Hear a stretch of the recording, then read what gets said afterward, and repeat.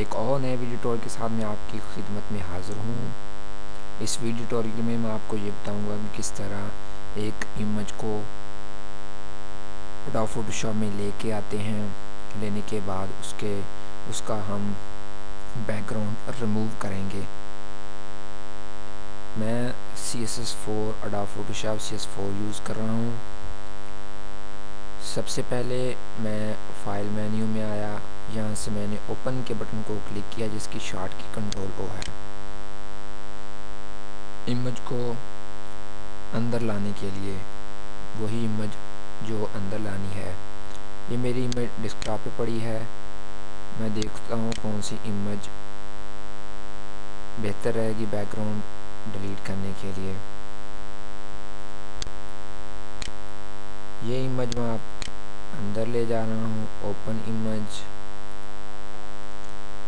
वो इमेज अब यहाँ पे ज़ाहिर हो जाएगी, अपीयर हो जाएगी। ये इमेज अंदर आ गई है। आपने देखा कि ये इमेज बिल्कुल अंदर आ चुकी है। उसके बाद मैं लेयर्स को खोलूँगा। लेयर्स में मैंने देखा कि वो इमेज मेरे बैकग्राउंड वाली लेयर के अंदर पड़ी है।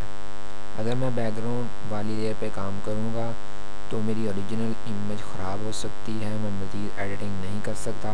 लिहाजा यहाँ पे मैं एक और लेयर ले रहा हूँ, डुप्लीकेट लेयर।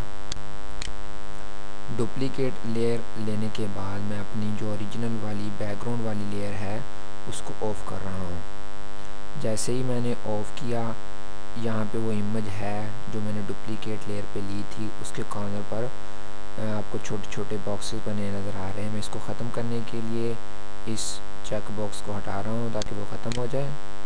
जैसे ही मैंने उस चेक बॉक्स पर क्लिक किया वो दूर हो गए। अपनी लेयर पैनल को, जहाँ पे लेयर्स थी, मैंने वहाँ इसको लेयर वाले पैनल को फ़िलहाल उसको अपनी जगह पर सेटल कर दिया है। अब मैं टूल बार में से इरेज़र टूल लूँगा। जहाँ पे इरेज़र टूल पर क्लिक करने से कॉर्नर पर छोटे छोटे निशानात आपको नज़र आ रहे हैं यहाँ, जिससे मालूम होता है कि इनके अंदर और टूल्स भी मौजूद हैं। लेयर्स इरेज़र टूल पर क्लिक करने के बाद मुझे 3 और टूल मिले हैं जिनकी शॉर्टकट E है। मैं लास्ट वाला मैजिक टूल सेलेक्ट कर रहा हूँ। इस मकसद के लिए जैसे ही मैंने उस टूल्स पर क्लिक किया तो मैजिक इरेज़र मेरे पास यानी कि आ गया है। तो मैं उस वाइट हिस्से पर जाके उस पर क्लिक करूँगा तो वो जो पीछे वाला बैकग्राउंड जो तो आपको वाइट नज़र आ रहा है वो आसानी के साथ रिमूव हो जाएगा। जैसे ही मैंने यहाँ पे क्लिक किया, आपने देखा कि कुछ ही लम्हे के बाद वो मेरा बैकग्राउंड जो था वो इरेज़ हो गया। अब आप लेयर्स पैनल पे जाके उसी पे देख सकते हैं कि यहाँ पे आपने देखा उसी लेयर के अंदर वो आपको सिर्फ इमेज नज़र आ रही है। उसका जो बैकग्राउंड है वो टोटली तौर पर रिमूव हो चुका है।